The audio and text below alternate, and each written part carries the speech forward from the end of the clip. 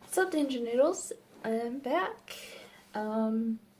So here's another book review, and today's book is Grandmaster of Demonic Cultivation. I'll take the bookmark out of that. I finished it like 15 minutes ago. And I want to do a review while it's still fresh in my mind. So same thing as last time. It's a bit of a weird book shape. It's pretty solid weight. It has a character and name guide, which is useful. I actually did use it in this one because there's a lot of terms I wasn't used to, and there was, you know, like what are they called? Subnotes? Subtext. Fun thing I didn't mention last time when I had one of these books.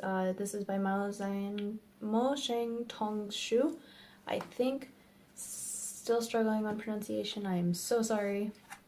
But it has these interesting cover flaps. And I really do think that they're for bookmarks, or maybe they're for artistic style. I don't know. I didn't want to risk ruining it, so I had one of my favorite bookmarks available to myself for that. So this one was fun.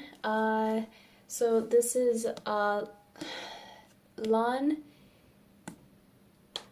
I'm just gonna call him Lanzan because I prefer to call him by that name. That's Lanzan and Wei Wuxian.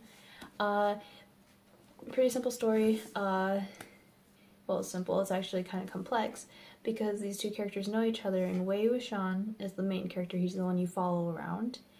And there's a point where there's a 100-page chapter.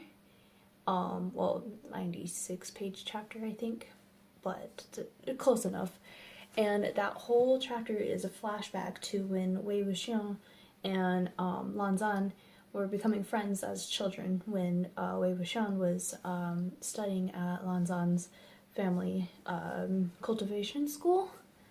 Not sure what it's called. I don't want to call it a sanctuary. It's called the Cloud Recess. But yeah, so it is once again a danme, which is a classical Chinese environment. I don't know which time period particularly, but you can see from the clothing. And the thing with this genre is centered around men loving each other, and it is something I didn't address in my last one with Heaven's Official Blessing. It's right down below me. I'm filming on top of my bookshelf. And so what happens is it opens up with Wei Wuxian coming back to life. He had been killed, and it's not clear exactly what had happened. There's lots of references to it over the course of the book. This is in an installment series, so this is the first one, and more goes on. I don't know how many are supposed to be in this one, but this is the only one in English print so far, I think. I would have to double check on that one. But I want the second one already. And that's because I love Wei very much, very close to my heart, for a variety of reasons. I did watch The Untamed before I read this book, so I already had an idea what the story was like, and I have to say it is pretty close and pretty similar so far. And, but yeah, there's that, and so Wei Wuxian has to get revenge for someone, and he doesn't actually be the one to get revenge, and yet he gets this body, and it's given to him, so it's not a possession.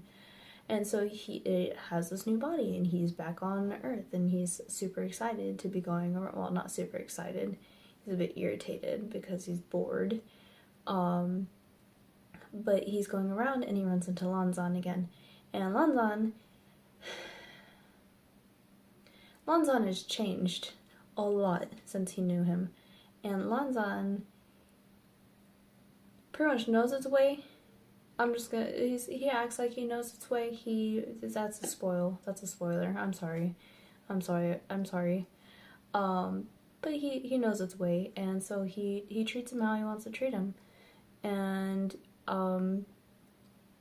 honestly, it's a really good story. They go around together, they do things together, they're cultivators. So if you saw my last review, I explained that from what I can gather, cultivator is a mixture of Ghostbusters and Reverence. I do need to actually look up what cultivator is, but they take ki energy. Is it ki or chi? Chi? It's QI. So I feel bad. I really should have done more research on pronunciation. I mix them up a lot and it's very difficult, and I am very sorry for that. I will do my best. I am doing my best. I am doing my best. But pretty much it goes on, and there's lots of like, I do have to put in trigger warnings for like minor homophobia. They refer to cut sleeve, which if I remember correctly from high school studies, cut sleeve is a reference to an emperor who had a male lover, and rather than wake him, he cut his sleeve off so that his lover could sleep while he went to go do his political things at one point, and hence cut sleeve was synonymous for homosexual men. And so Wei gets called a cut sleeve a lot, and it's used very much as a slur. And he's accused of madness and stuff a lot. So I do have to put a trigger warning for that there, because unlike in Heaven Official's Blessing, there is homophobia displayed in this one. And of course there is, you know, death and demons and stuff like that, but that was granted because that's displayed in the synopsis. But it was a lovely read. I enjoyed it quite a bit, and it was very simple and easy. Well, it wasn't simple. There was a lot going into it. It was a lot more complex than Heaven Official's Blessing, in my opinion, because there was lots of flashbacks and there was lots of having to keep up with people's names, because it would give the birth name, the family name, the given name, and the honorific name. And so everyone had about 4 different names, and that's why there is a name guide in the back of the book. And so at some points it was a little hard for me to keep up, because I'd be like, oh yeah, Wei Wuxian is also Wei Ying, or 2 or 3 other names. And so that was just a thing. So it is a little bit difficult if you forget that there's several names being used for the same characters. But the plot was a lot more fast-paced. There was a lot more going on. There's a lot more travel in this one. And if you are just up for going with the flow and just reading with it, perfect. There are some adult themes in the book. That's why it's rated 17 plus, as per the back of the book. And there's disciplinary actions, so that is also a trigger warning. If I don't want to call it caning, but it's pretty similar in my opinion.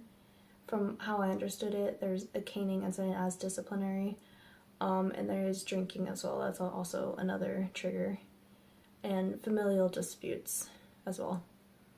But it was enjoyable. I enjoyed it. It was pretty good. So I do recommend it. I do rate it as a 7.5 out of 10, in my personal opinion. That's just because I have a very hard time rating books a 10 out of a 10, and 7 out of 10 is pretty high in my opinion. 7.5 out of 10, my bad. And like a 2 is really low for me. So like a 3-4 is what I'm like expecting usually. A 5 I'm like, oh okay, alright, that's good. And then anything past that is considered high in my opinion. Rating, I don't think I've rated anything as a 10 completely. Not that I can remember. If I have, I'm sorry, I'm a liar in that case. But in this situation. But yeah, so that was this one. Someone may be home. But yeah, I recommend it. I got this at Barnes & Noble. You can get it online. I know you can get it from Amazon. But yeah, it was great. So, I do recommend this one. It was rather good. So the next one on my list is also from this author. It's called The Scumvillain Self-Saving System, so I will be starting that soon. But other than that, it was good. So, yeah. I don't know what else to say.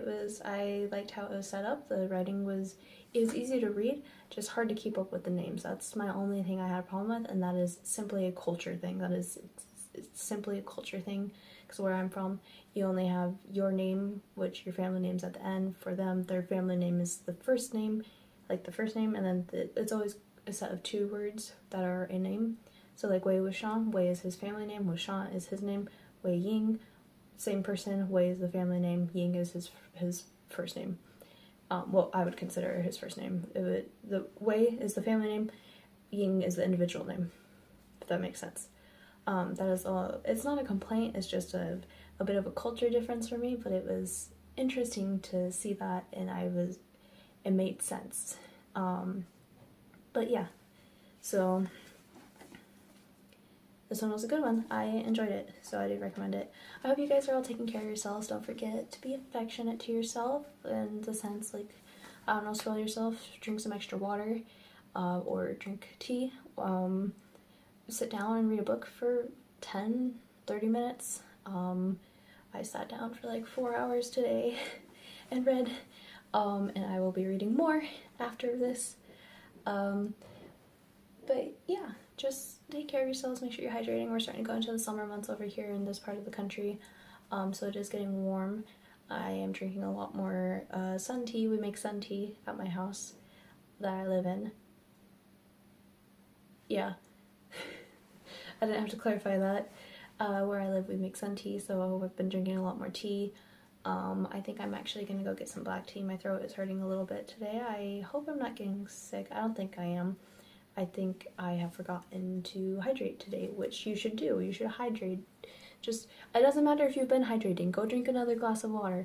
Not too much though, and make sure you're eating food too properly. If you have the capacity to go eat food right now, because I know some people don't pass the chimichanga test. I did not pass the chimichanga test until recently, so I don't want to tell you to go eat, but I would like you to try and have something to eat and just take care of yourselves and be good to yourselves. And yeah, that's it. Yeah, that's it. Sorry. But yeah. Oh. Oh, I'm getting a message. Alright. I love you, Danger Noodles. Please take care of yourself. Seriously, go drink some water. No, don't want anyone ending up in the hospital. Oliver was in the hospital almost exactly a year ago today. I'm 2 days too late for that one, but that's okay. But yeah, take care of yourselves. I love you guys. See you in the next one. Bye.